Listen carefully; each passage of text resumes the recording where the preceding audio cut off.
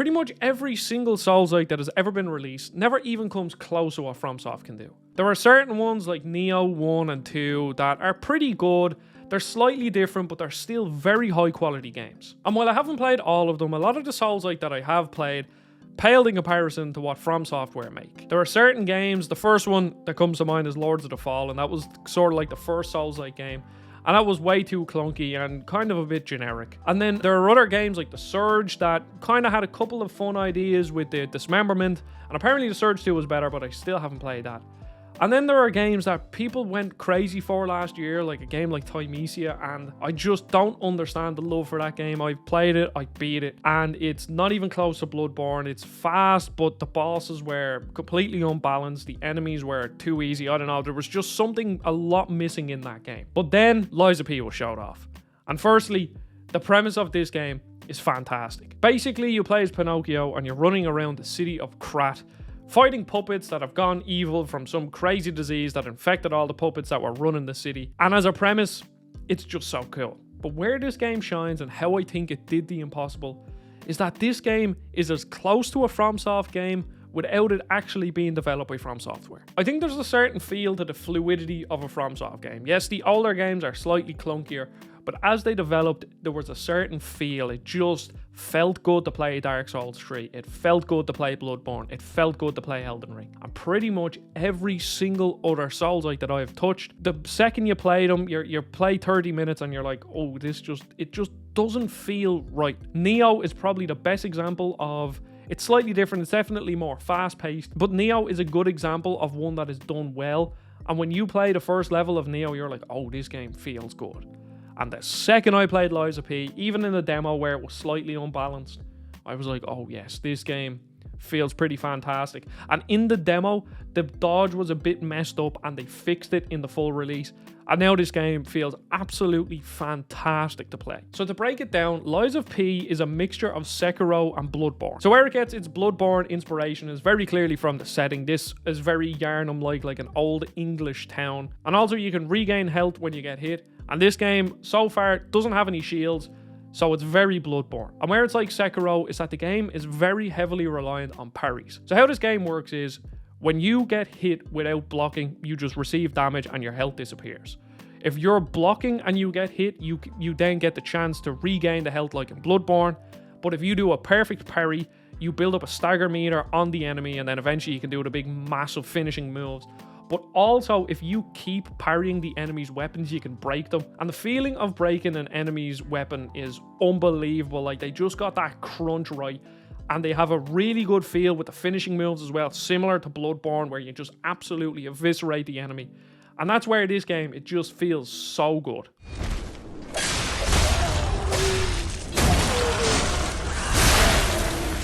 And behind all this is a rather robust customization system, which I really enjoyed so far. So the actual leveling up is done the exact same way as a Souls-like, where you get souls, or ergo in this case, and you level up your character with, you know, typical stats. Now, they're named different, but it's the same stuff. Vitality, endurance, strength, dexterity, and then some sort of like a magic thing. So in this game, I did a quality build, which is how I usually start all Souls-likes, just so I can get to grips with the game.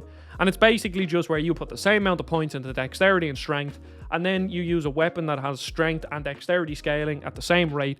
And then it's a pretty good way just to learn the ropes. But everything else is where this game kind of becomes slightly more unique. So the best part is the weapon upgrading system. How it works is every weapon has a blade and a handle. And the blade is what outputs your damage, and then the handle is what gives you your scaling. So essentially, if you like, say, an axe head, and you want to use that, but you want to put it on a quality build handle, you can do that. You can dismantle your weapons, and then you can combine different weapons. And it's just a great way to like mix and match systems and sort of figure out what weapon you want. Now, since I'm doing a quality build, I did rely on the typical sword, because that's just the best way to do it. Just a typical short sword. But I can see going forward, when I do want to replay this game and try a new build, there's going to be so much to do, because not only does it affect the scaling and the moveset, there's also abilities. So there's like a bar underneath your health that you charge up, and then when you press triangle, depending on what handle you have, you use a certain like ability. So like my current one is like this big slash, or with the axe it's like a lunge and then a big overhead slash. And I can imagine with the boss weapons, it's going to be, you're gonna get some really, really unique abilities that are like super powerful and really cool to look at. And even the handles themselves have their own moves. And the one that I have is basically a charged up parry. So if I press it at the right time when the enemy attacks me, I do this big massive like counter attack. And I just really like that system. To me, when it comes to a game like this, since Sony and Fromsoftware don't want to do anything with Bloodborne, it seems, the Bloodborne remaster has been like rumored for years. This game is unabashedly Sekiro and Bloodborne. It's more Bloodborne, but it has some Sekiro elements. But I don't think that's a problem. And the reason why I don't think it's a problem is because every single Souls, like as I said, they just miss something. Whether it be the upgrade system doesn't feel good, or maybe the weapons aren't good, or maybe the game in general just doesn't feel good, or there's no enemy variety, or the bosses are too easy, or the bosses are too hard. But here, this game is so similar to something like Bloodborne that it's really good. It's not missing anything. The dodge feels good. The strafe feels good. The parrying feels good.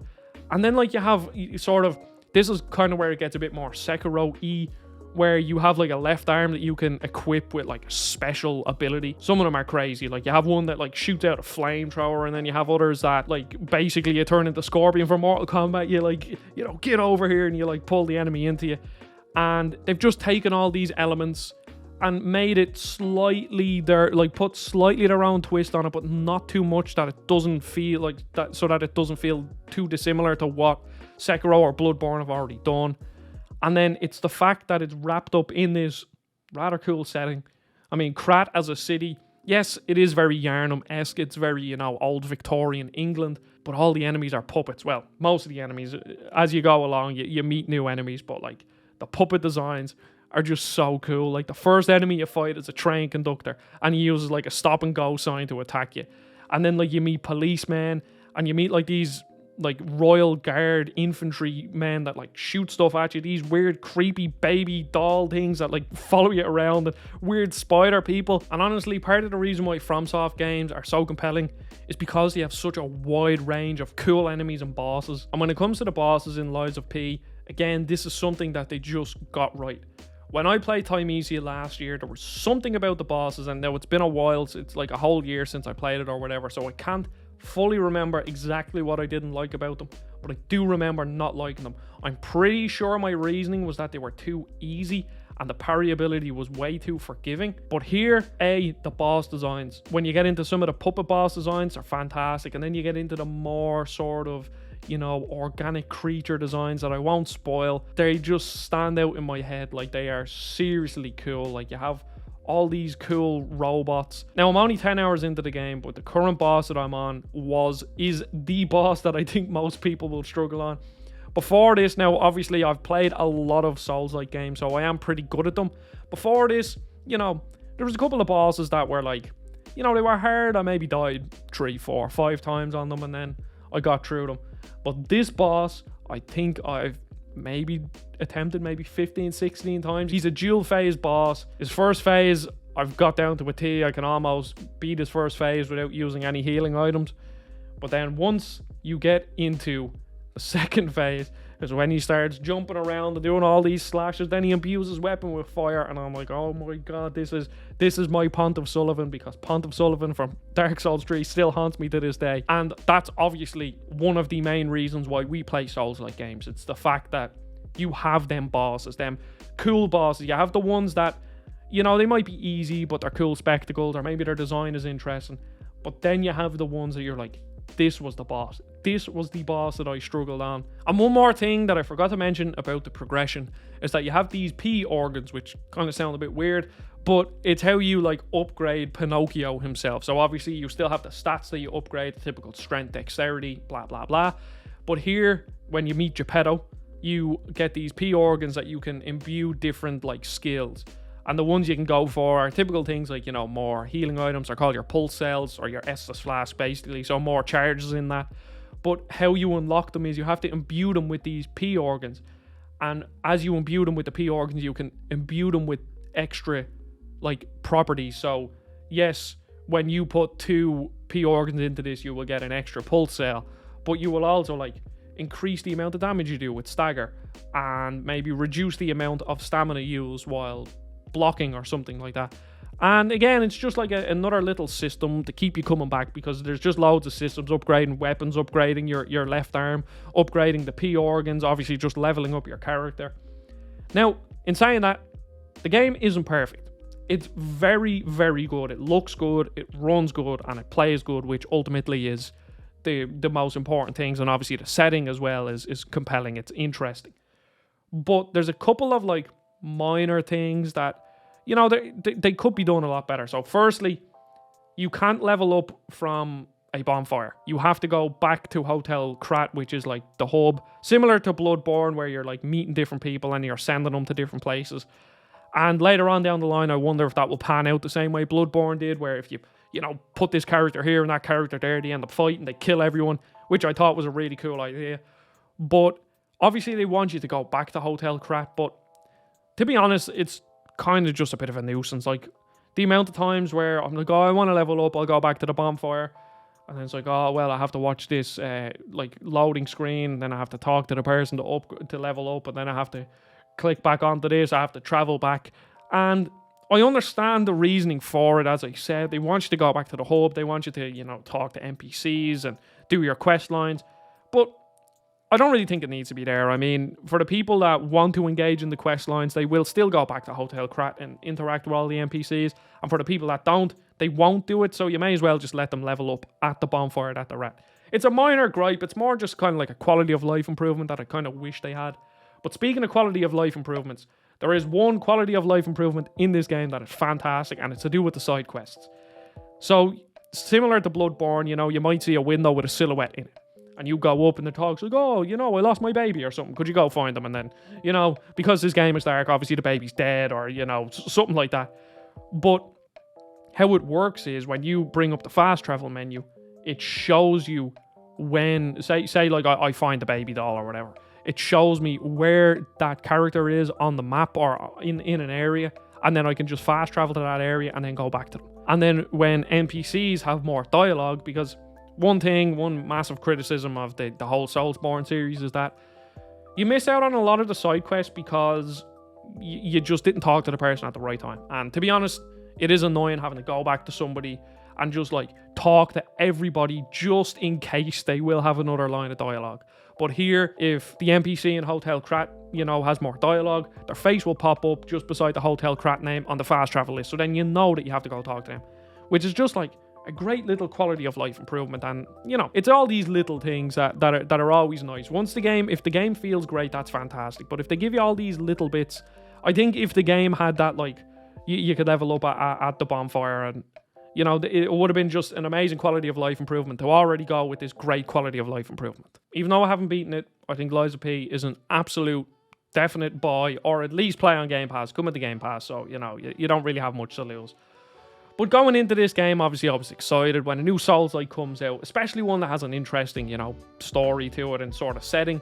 It is very unique in that sense, but I was apprehensive after playing the demo. There were certain things, like as I was saying, the dodge roll. The first boss was very difficult in the demo, and I think they might have tweaked that in the full release, because I beat him like relatively easily here. But I think it's because I was playing the game wrong in the demo. I wasn't parrying his attacks, I was trying to dodge it.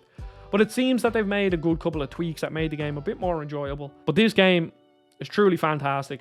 And I think if this came out at a different time, I understand a lot of people are talking about it right now, but I think if this came out at a different time, a lot more people would be talking about it. But understandably, there's just so much crap, so many games coming out. So, we only have so much attention, we only have so much time. But this game is genuinely fantastic. Yes, it is very Bloodborne with some Sekiro elements. But, as I said, Sony and FromSoft don't give a crap about Bloodborne. The rumoured Bloodborne remake or port has been, going through the rumour mills for, seems to be, since it came out. And it's still nowhere to be seen. So in the absence of that, Lies of P is an absolutely fantastic addition to the Soulsborne series. I haven't beaten it yet, but I think this is potentially... I haven't played Nioh 2 yet. Apparently Nioh 2 is amazing. Nioh 1 is also amazing. But this is potentially going to be the best Soulsborne game that FromSoft didn't make. I mean, I have a special place in my heart for Dark Souls 2, but I can understand why that game is the weakest of all Souls games. But you never know, Lies of P could actually be better than that game.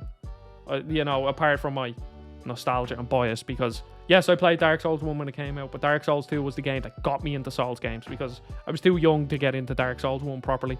You know, I probably put 30, 40 hours into it, got like past the second boss, and that was it. It was just too hard. But Dark Souls 2 was the game that got me into it. And then Scholar of the First Sin genuinely does make that game a lot better. But Lies of P is genuinely brilliant, and I think everybody should play it. Looks good, plays great, runs fantastic. Interesting setting. Who doesn't love Pinocchio and Gemini, not Jiminy in this, and Geppetto? You know, it's pretty cool. Thank you for watching. I really appreciate it. Subscribe. Follow me on Twitter. See you all in the next video. Goodbye.